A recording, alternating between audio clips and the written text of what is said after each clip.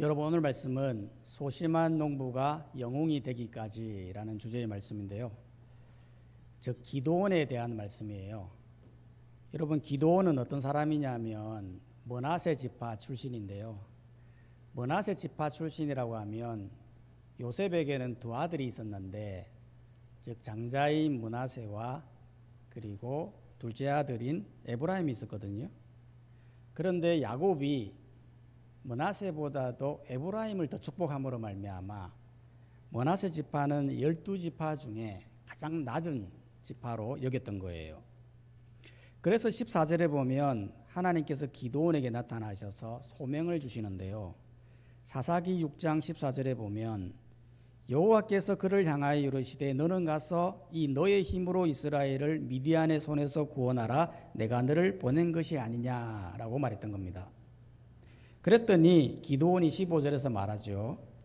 그러나 기드온이 그에게 대답하되 오 주여, 내가 무엇으로 이스라엘을 구원하리이까? 보소서, 나의 집은 므낫세 중에 극히 약하고 나는 내 아버지 집에서 가장 작은 자니이다. 즉 자신은 가장 작은 므낫세 지파 출신이다.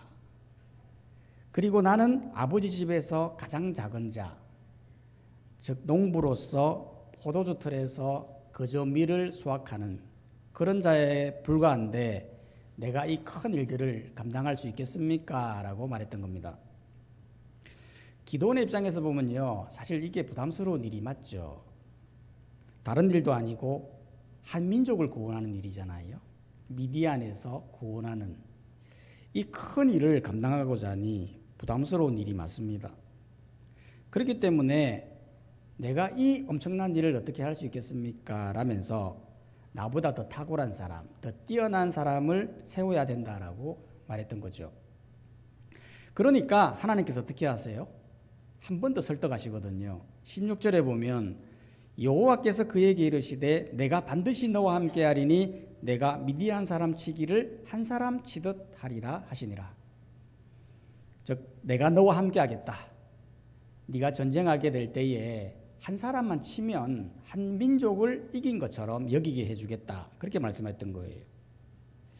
사실 이 정도 되면 해볼만 하지 않습니까? 전쟁에 나가서 한 사람 정도 이기는 거, 이거 할 수 있다고 생각되거든요. 그런데 기드온은 어떻게 합니까? 이번에는 그렇다면 표징을 보여달라는 거예요. 사사기 6장 17절에 보면 기드온이 그에게 대답하되 만일 내가 주께 은혜를 얻었사오면 나와 말씀하신 이가 주 되시는 표징을 내게 보이소서. 즉 표징, 나에게 하나님의 놀라운 이적과 기적을 보여주면 이 모든 것을 한번 생각해 보겠다라고 말했던 거예요. 여러분, 사실 이거는 너무 선을 넘는 행위 아닙니까? 그냥 하나님께서 하라고 하면 예 알겠습니다라고 순종하고 하면 되는데요. 거기에 토를 달고 기적을 보여달라고 하고 너무 선을 넘고 오버하는 것입니다. 기드온이 독특한 게 뭐냐면 이런 표적을 보여달라고 하는 이 행위를 이번만 한 게 아니었다는 거예요. 나중에 뒤에 가보면요, 전쟁을 하기 전에 양털 한 뭉치를 들고 와서는 이슬을 내려달라, 안 내리는지 한번 두고 보겠다 라는 표징까지도 요구하게 되거든요. 기드온이 왜 이렇게 표징을 이렇게 원하는 걸까요? 그건 다른 게 아니라 마음이 불안해서 그런 거예요. 마음이 불안하다는 것은 무엇을 의미하는 거냐면 믿음이 부족하다는 그 말이에요. 실제로 여러분, 우리가 마음이 언제 불안하죠? 상대가요 어떤 사람이냐에 따라서 이 불안의 정도가 차이가 나거든요. 예를 들어 우리가요 버스를 타고 가는데 버스를 타면서도 버스 기사를 불안해해 본 적이 있습니까? 사실 거의 없지 않습니까? 왜냐하면 버스 기사의 운전 실력을 믿기 때문에 그런 거거든요. 그런데 만약 운전하는 사람이 초보다, 이제 막 면허증을 땄다, 그러면 마음이 불안하지 않습니까? 바로 불안이라는 문제는 믿음의 문제다라는 거예요. 기드온이 지금 표징을 요구하는 이유는 하나님에 대한 온전한 믿음이 부족하기 때문에 이렇게 불안해서 표징을 요구하고 있다는 거죠. 그러면 표징이라는 거를 보면 안심이 되나요? 사실 그것도 아니라는 거예요. 사실 기적이라고 하는 건 순간적인 확신은 줄 수 있어요. 하지만 시간이 지나면 사람은 또 의심하거든요. 실제로 이스라엘 백성들을 보면요, 광야 생활 동안 얼마나 많은 기적과 표적을 보았습니까? 그런데도 불구하고 끊임없이 하나님을 의심해야 하고 불안해야 하지 않습니까? 그래서 우리 예수님은 도마에게 말했어요. 믿지 않고 보지 않고 믿는 자가 복되다. 이거는 기적과 경험을 무시하는 게 아니라 본질적으로 믿음이라고 하는 것은 본다고 해서 기적을 체험한다고 해서 확신하는 것이 아니라 보지 않아도 믿음으로도 얼마든지 확신에 이를 수 있다는 것을 보여준다는 거예요. 실제로 우리 예수님은 요나의 표적밖에는 보일 표적이 없다 이렇게 말했거든요.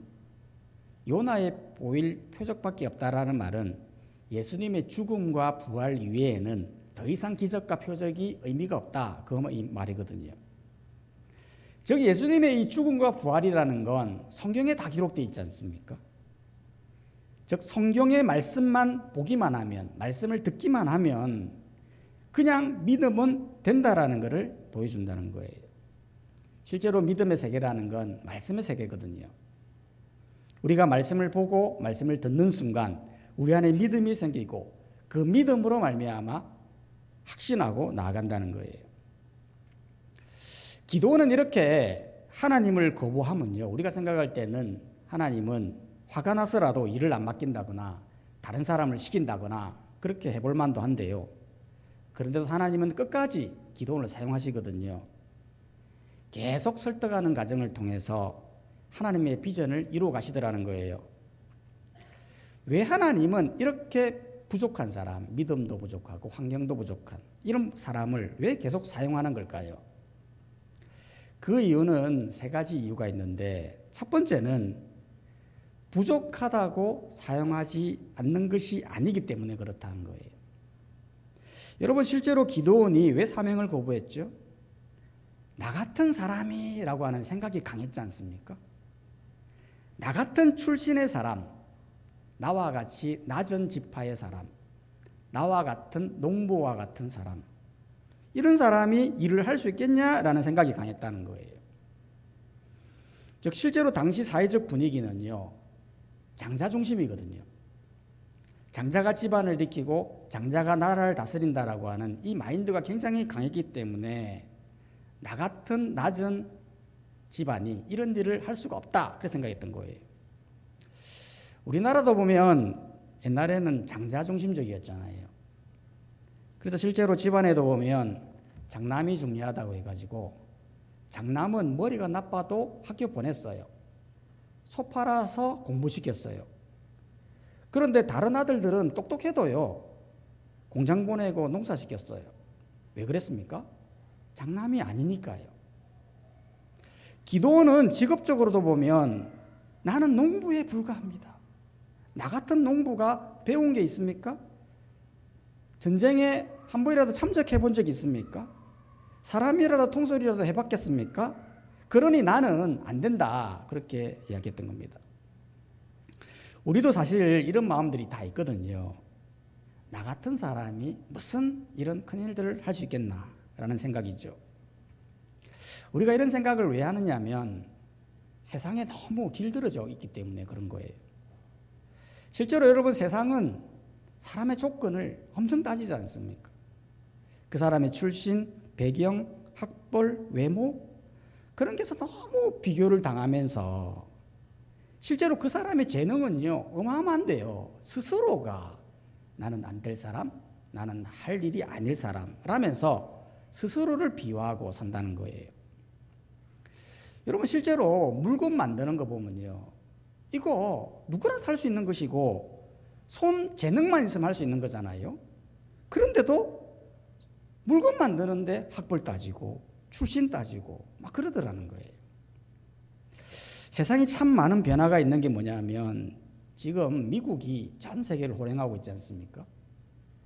다른 나라들은 경제가 힘들어서 긴축 재정하고 난리인데 미국 기술주들은 전 세계를 호령하고 있거든요.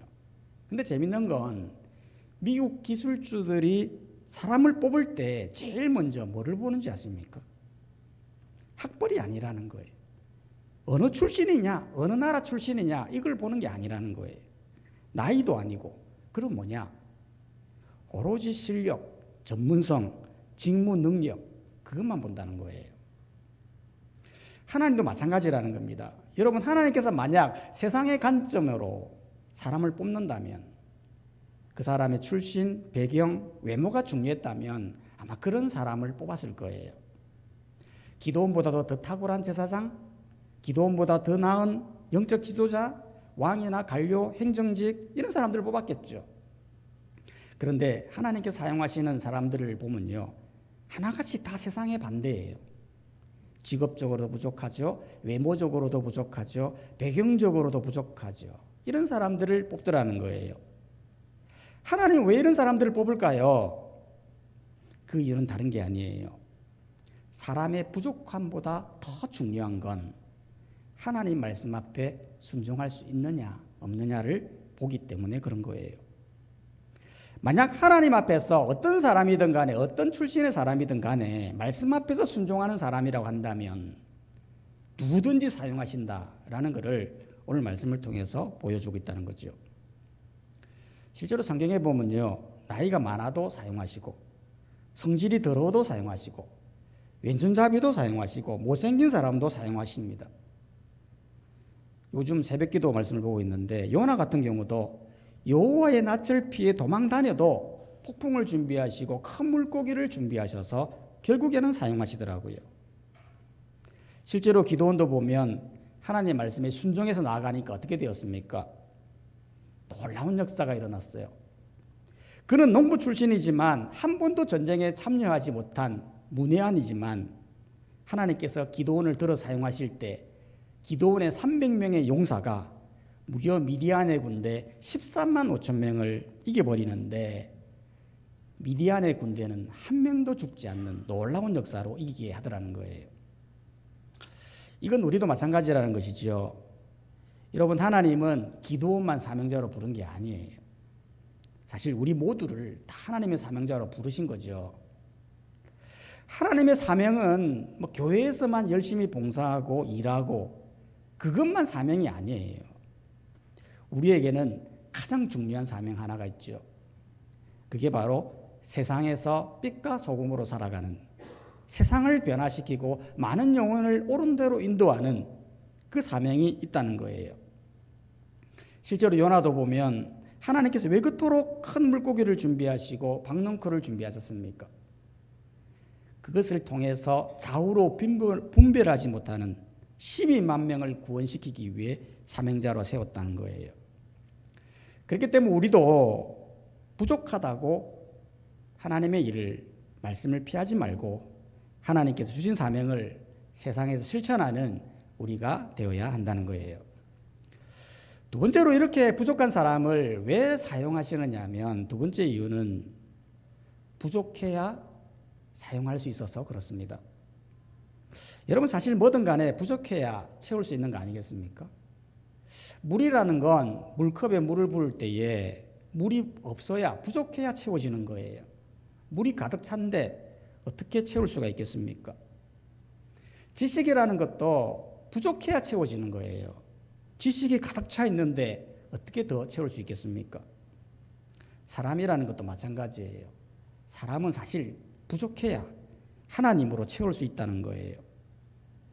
실제로 사람들이 하나님을 왜 찾는데 왜 못 만납니까? 사람들 마음속에 다른 것이 가득 차 있기 때문에 그런 거예요.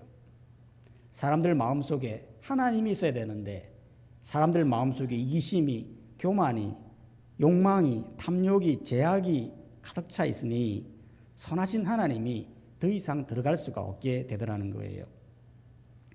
기도원 시대 때도 마찬가지였어요. 기도원 시대 자체가 각종 우상과 탐욕과 제약이 넘쳐나다 보니 어떤 사람의 또 하나님의 사명을, 하나님이 들어갈 수 없어서 사명을 감당할 수 없게 되더라는 겁니다.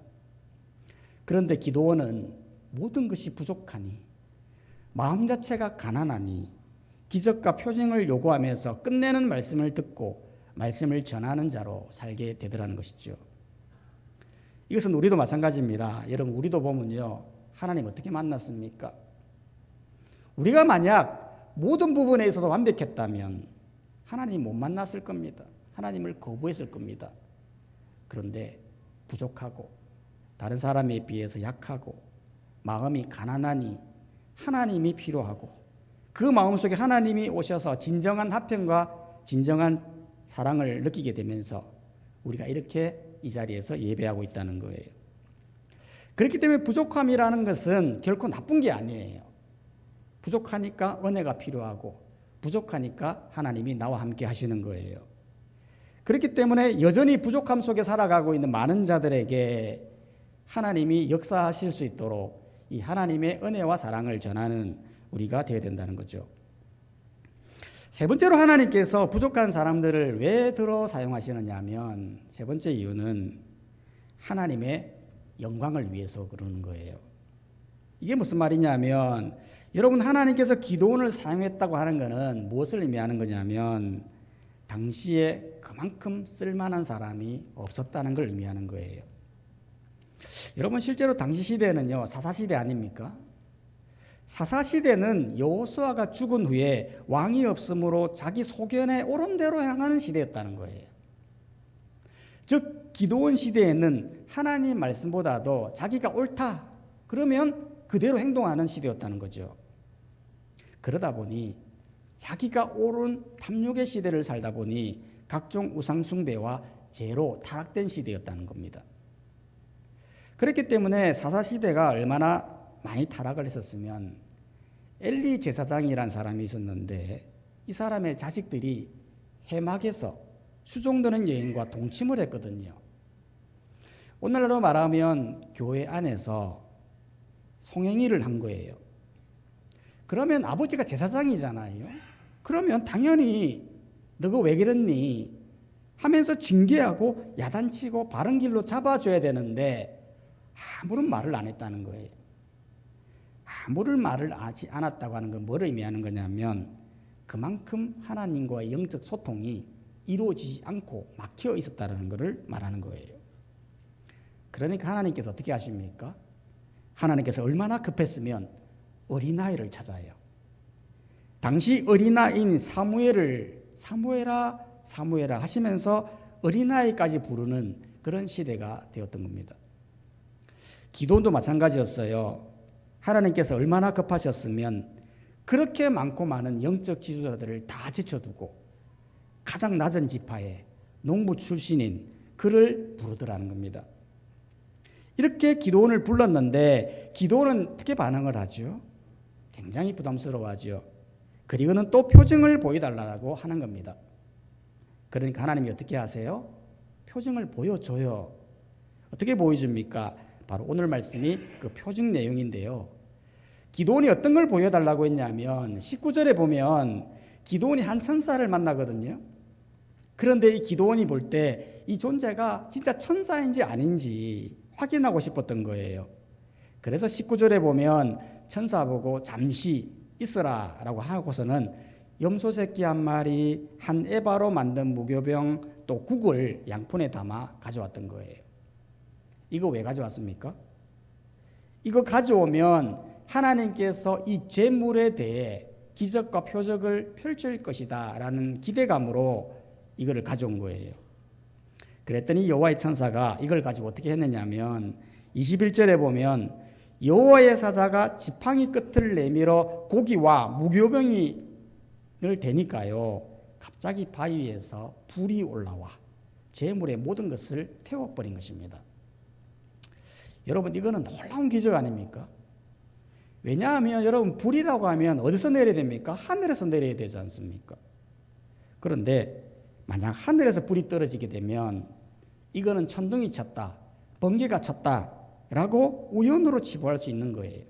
그런데 땅에서 불이 올라와서 제물을 태웠다고 하는 것은 자연적인 현상으로는 설명할 수 없는 초자연적인 부분으로 역사하셨다는 걸 보여주는 거예요. 그렇게 해서 도대체 하나님은 기도원에게 뭘 보여주려고 한 거예요? 어떤 사람이라도 하나님의 말씀에 순종하고 나오면 하나님의 놀라운 기적으로 역사하셔서 하나님의 놀라운 사명을 이루어갈 수 있다는 것을 기도원에게 보여준 거예요. 실제로 사람들이 이 기도원을 보면서 얼마나 깜짝 놀랐을 거예요. 지금 미디안과 전쟁을 하려고 하는데요, 아무도 두려워서 나서는 사람이 없었어요. 왜냐하면 그때 미디안의 압제속에 이스라엘이 있었기 때문에 미디안만 보면 벌벌 떨는 그런 형국이었어요. 그런 형국 속에서 한 사람이 나서서 외치는데 가장 미약하다고 하는 므낫세 지파에서, 그것도 아무것도 배우지 못한 농부 출신의 사람이 나와 하나님 말씀을 선포하고 있는 거예요. 그리고는 외치는 거죠. 저들과 전쟁하자고, 하나님이 이기게 하실 거라고 막 외치는데, 그 모습을 보면서 사람들이 어떤 마음이 들었을까요? 하나님의 위대하심을 찬양하더라는 거예요. 실제로 전쟁에 이기고 나서 모든 백성들이 하나님께 영광을 돌리는 모습을 보게 되더라는 거예요. 사람들이 그 모습을 보면서 기도원마저 사용하시는 그 하나님을 보면서 난들 사용하지 않겠나, 기도원마저 역사하시는 하나님이 나에게도 역사하지 않겠나 라면서 믿음으로 달려가는 이스라엘의 모습을 보게 되더라는 겁니다. 이건 우리도 마찬가지예요. 여러분, 하나님은 사람을 사용하실 때 절대 가리지 않으세요. 우리가 어떤 사람이든, 어떤 나이를 가지고 있든, 어떤 출신이든, 어떤 배경을 가지고 있든, 하나님은 사람을 가리지 않고 오직 하나님 앞에 나와 겸손하게 하나님 말씀해 주시옵소서, 하나님이 하시는 대로 사용되겠습니다, 나를 보내소서라고 순종하기만 하면 어떤 사람이든 간에 하나님께서 그 사람을 통해 역사하시고 그 사람을 통해 사명을 이루어 가신다라는 거예요. 그렇기 때문에 우리 모두 또 이 사실을 잘 기억하고 올 2025년도에는 하나님이 주어진 이 사명들 잘 감당할 때 무엇보다도 나의 부족함을 보지 말고 하나님이 나와 함께 하신다는 걸 기억하면서 하나님과 함께 놀라운 사명을 펼쳐가는 귀한 한 해가 되시기를 주님의 이름으로 축원합니다. 우리 시간 다 함께 말씀을 생각하시면서 한번 기도했으면 좋겠습니다. 올 한 해에 하나님이 우리와 함께 해주십니다. 하나님 말씀 앞에 순종하기만 하면 놀라운 역사를 펼쳐가십니다. 그 마음을 우리가 잘 깨닫고 나의 부족함을 보지 말고 하나님의 능력과 기적을 보면서 하나님 말씀대로 순종하며 나가는 제가 되게 하여 주시옵소서. 함께 우리 통성으로 기도하며 나가도록 하겠습니다. 하나님 아버지,